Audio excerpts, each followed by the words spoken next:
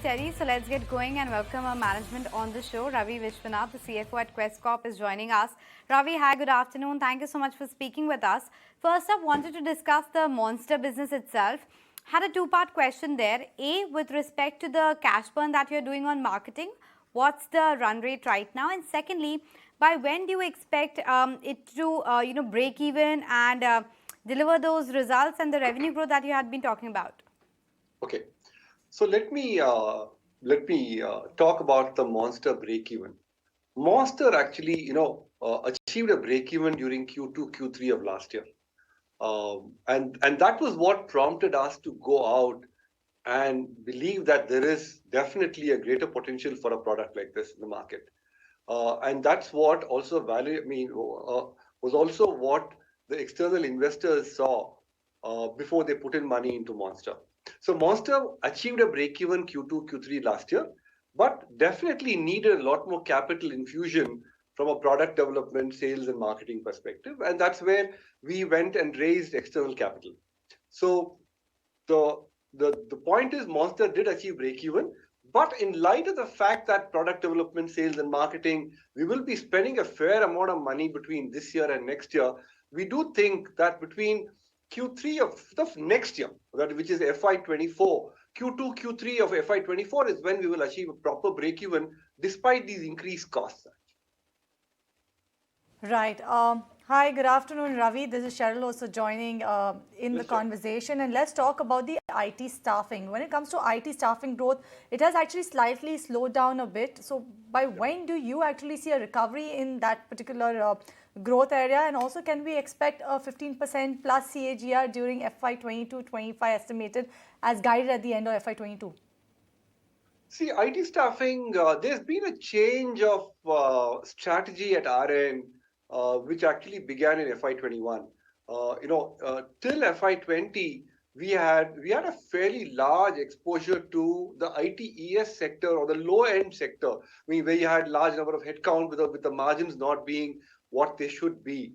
So in FY21, we changed the strategy where we said that we will exit some of these low-margin mandates, high-volume, low-margin mandates, and replace them with high-margin, low-volume mandates. And that's what we've done over the last couple of years, and it's paid us, and it's actually helped us in good stead. In the sense that if you look at the IT staffing headcount, our headcount has actually remained flat over the last 2 years, but our margins tremendously has actually increased substantially over the last 2 years.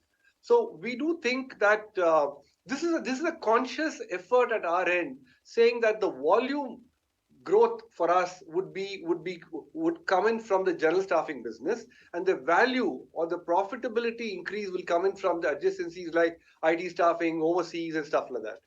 So we strongly believe a 15% growth rate in IT staffing is absolutely doable, given where we are currently, and we have no reason to believe that we would not be able to get to those numbers in the 22-25 time frame at all, actually. So we will be able to get to a 15% CAGR during this time frame, and there's no reason, no cause for concern as far as IT staffing is concerned. IT is actually on an upswing. I mean, we did have challenges in hiring people over the last couple of years. We were not able to hire talent on time, given that everybody was walking around with at least 2 or 3 offer letters in their pocket. But that is actually changing. And that's a good sign for us. And I think we will be able to get back to the 15% upwards of growth rate from now onwards for the next 2-3 years. I think we should be easily be able to get to those numbers. Sure. So 15% is definitely possible. Ravi, also wanted your quick take regarding the capital allocation policy. You've been quite conscious around that and quite a bit conservative. But are things changing, and are you looking at maybe acquiring something? We came up with a formal capital allocation policy was announced last year in May, where we said 1/3 of our free cash flows we'll use it to return it back to our shareholders, either in the form of dividends or buyback. 1/3 we said we will use it for our internal growth, and 1/3 we said we will use it for strategic initiatives like acquisitions, if there are anything meaningful, etc. Having said that, we have not come across anything meaningful yet on the acquisition front. So we've been using that part of the cash flow for reducing our gross debt.